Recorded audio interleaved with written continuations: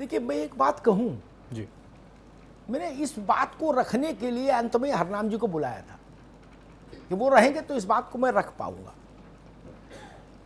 मुझसे कोई पूछे कि कैसा भारत की राजनीति कैसी होनी चाहिए, मैं सपा बसपा भाजपा कांग्रेस किसी से सहमत नहीं। मैं उस दिन भारत को श्रेष्ठ भारत मानूंगा जिस दिन नौजवान के रूप में वोट करेगा, जातियों में नहीं। किसान के रूप में वोट करेगा। मेरी खेती के लिए कौन बेहतर है उसको वोट जाना चाहिए।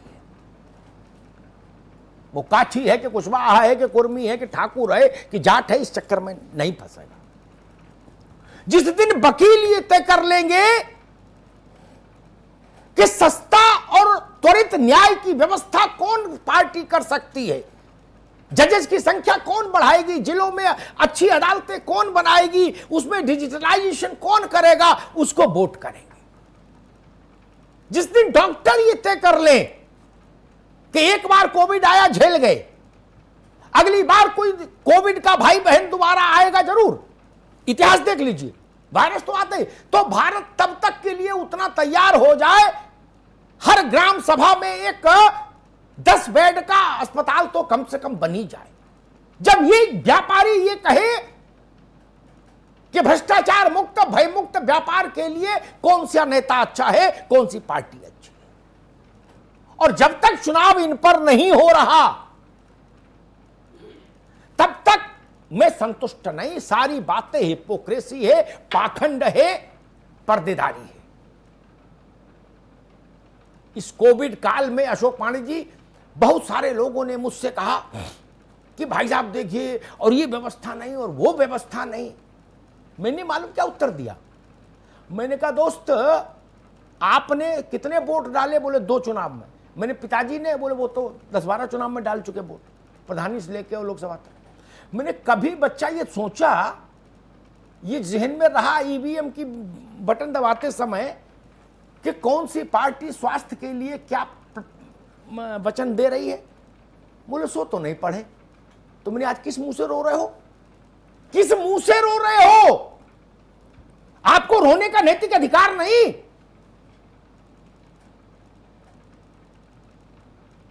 व्यापारी का मतलब बनिया लगा लोगे तो झाल बजाओगे, झाली बजाओ। फिर राजनेताओं के लिए, राजनीतिक दलों के लिए जाति व्यवस्था सूट करती है, ये कभी नहीं जाएगी। लिख लो मेरी बात। जाति के नाम पर वोट लेना जितना सरल होता है, काम के नाम पर वोट लेना उतना ही मुश्किल है। और एक बात कहूंगा, मेरी बात से मेरे सारे मित्र दिल में सहमत होंगे, यहां बोलेंगे नहीं।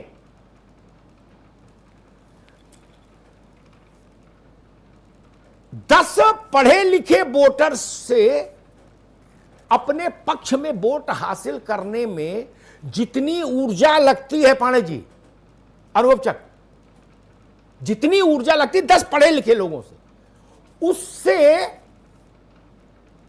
1/10 ऊर्जा में, उससे कम 1/10 ऊर्जा में आप 10,000 अशिक्षित लोगों का वोट कैप्चर कर लेते हो। जब बाईपास रूट मिल रहा है तो कोई क्यों जाएगा भाई हाईवे पे इतनी लंबी दूरी तय करने चुनाव में? जब टोपी और पगड़ी से का चुनाव बन रहा हो, और एक दुखद पक्ष रखता हूं, इस देश के और उत्तर प्रदेश के तो बहुत ही बड़ी पॉलिटिकल पर्सनालिटी, नाम नहीं लूंगा, 7-8 बार विधायक रहे एक ही सीट से, लोकसभा में रहे, राज्यसभा में रहे। उन्होंने एक बार मुझसे कहा कि नुत्री जी, पहली बार जब मैं चुना गया विधायक तो खूब काम कराया, नाली, बिजली, खड़ंजा, ये बिजली के खंबे और दुनिया का जितना काम था, पंचायत घर और सब। बोले चुनाव आया तो लोगों ने कहा कि भाई स्थिति खराब है पांडे जी।